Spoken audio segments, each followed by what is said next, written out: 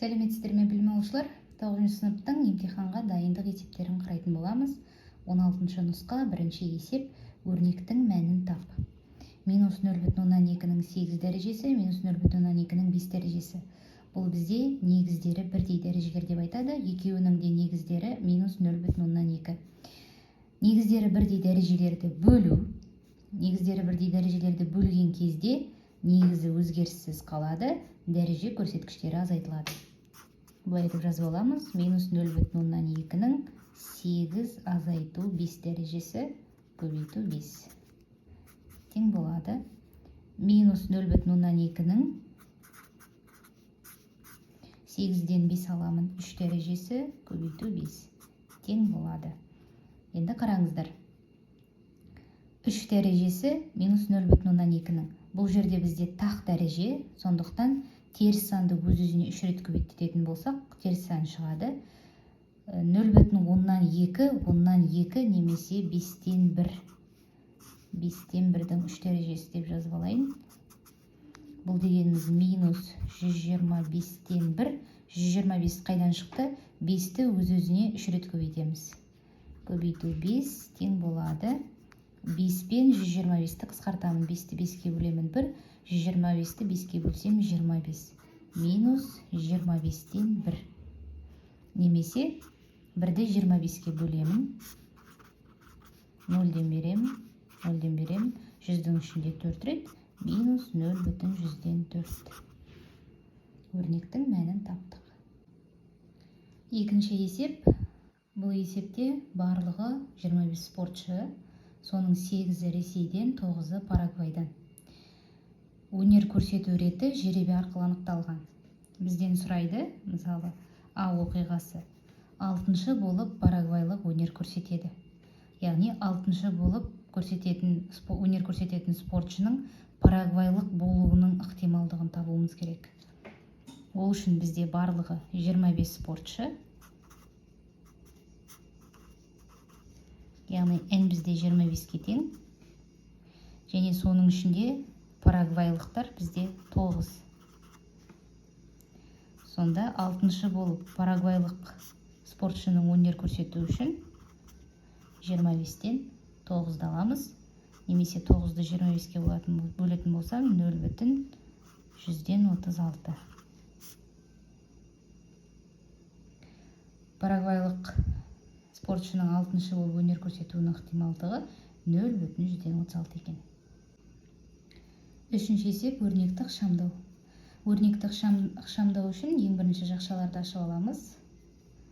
3а квадрат с минус 5b квадрат с. Егер жақшаның алдында минус таңбасы тұрса, жақшаның ішіндегі қосылғыштардың әрқайсының таңбасы қарама-қарсыға өзгереді. 5а квадрат минус плюс болады. 5b квадрат с тағы да минус плюс 4b тең болады. Енді ұқсас мүшелерін біріктіреміз. Так, ол үшін біз а квадрат с. Ұқсас мүшелер мені бар екен. 3а квадрат с минус 5а квадрат. Мына жерде көбейткіштердің орнына ауысқанымен өрнектің мәні өзгермейді. Сондықтан 5а квадраттан азайтамын. Минус 2а квадрат с. Келесі ұқсас мүшелер. Минус 5b квадрат с плюс 5b квадрат с. Бұл екеуі 0-ді береді. Қосу 4b. Осы екеуінен ортақ көбейткіш жақшаны сырттан шығарып жіберемін. Минус 2-ні шығарып жіберетін болсам, жақшаның ішінде қалады а квадрат с минус 2b. Жақшаны кері ашатын болсақ, мына өрнегіміз қайтадан шығады. Төртінші есепте өрнекті ықшамдау. Ол үшін бөлшектің алымында, бөлімінде көбейткіштерге жіктеп аламын.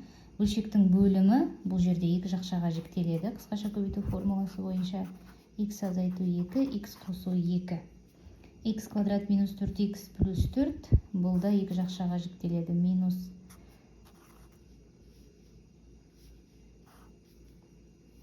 квадраты түрінде жазуымызға болады. Немесе x азайту 2, x азайту 2 деп жазуға болады. Тексеруімізге болады. X-ті x-қа көбейтемін, x-тің квадраты. X-ті минус 2-ге көбейтемін, минус 2-ні x-қа көбейтемін, екеуінің таңбасы бірдей, минус 4x-ті береді. Минус 2-ні минус 2-ге көбейтсем, плюс 4 болады. Қысқаратындарды қысқартамын, сонда менде қалады x минус 2 бөлімінде x плюс 2.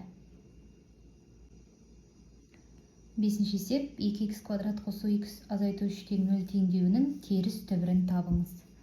Ол үшін дискриминант арқылы осы теңдеудің түбірлерін тауып аламыз. Дискриминанттың жалпы формуласы b квадрат минус 4ac. Яғни 4-ті a-ға с-ға көбейтеміз. Жалпы квадрат теңдеудің түрін жазатын болсам, сонда біздің есебіміз бойынша b бізде 1-ге тең, 1-дің квадраты 1, азайту 4, көбейту a 2-ге тең, көбейту с минус 3-ге тең болады. 1 минус пе минус плюсті береді, 4 екіміз 8, 8 үшім 24, 1-ге 24-ті қосам 25, 25 бізде 5-дің квадраты, демек 2 түбір болады, x 1 тең болады, минус b плюс минус 1-2 деп алайын, дискриминант бөлімінде 2a. Бірінші түбірді табамын, минус 1 азайту 5, 2 көбейту 2 тең болады, 4 минус 6 қысқартсам минус 2-ден 3 немесе минус 1,5. Екінші түбірі минус 1 плюс 5, 2 көбейту 2 тең болады. 5-тен 1 алам 4, 4 тең болады 1. Сонда бұл теңдеудің теріс түбірі ол минус 1,5 деген сөз. Минус 1,5. Алтыншы есеп, y тең болады 3 бөлінген 2x азайту 5 функциясының анықталу облысын табу керек.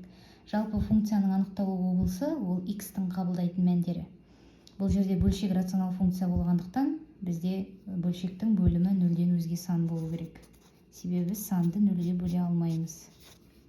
Ал мұнда қандай сан болса да бәрібір, негізінде егер ал мұнда айнымалы тұратын болса, бірақ қазір бұл жерде тек қана нақты сан тұр, 3 деген.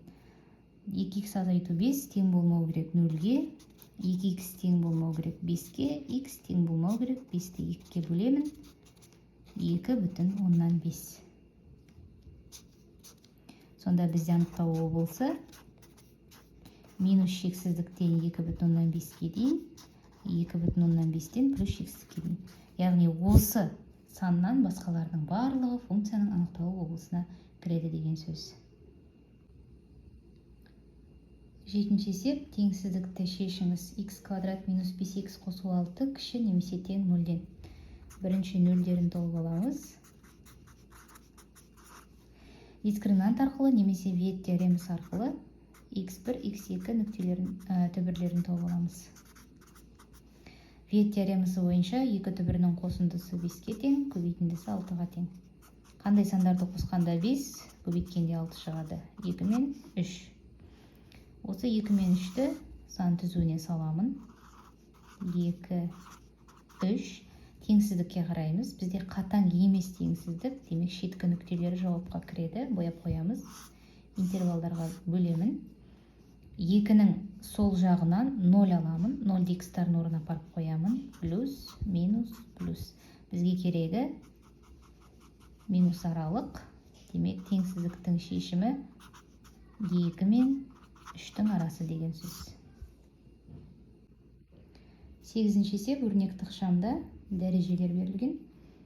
Негіздері бірдей. X-тің минус 15 дәрежесі бөлімінде x-тің кубын минус 4 дәрежеге шығару. Алымын жазып қоямын. Бөлімінде дәрежені дәрежеге шығару. X-тің минус 12 дәрежесі болады. Яғни дәреже көрсеткіштері көбейтіледі. Тең болады дәрежені дәрежеге бөлу. Негіздері бірдей болғандықтан дәреже көрсеткіштері азайтылады. X-тің минус 15 дәрежесі плюс мұндағы минус пен минус плюс болып кетеді. 12, сонда X-тің минус 3 дәрежесі немесе 1 бөлінген X-тің кубы деп аламыз. 9-шы есеп орналастыруды есептеңіз. Жалпы орналастырудың формуласын жазып қояйын. N факториал бөлімінде n азайту k факториал. Яғни n элементті k элементтермен k элемент бойынша орналастыру, немесе k элементтен орналастыру.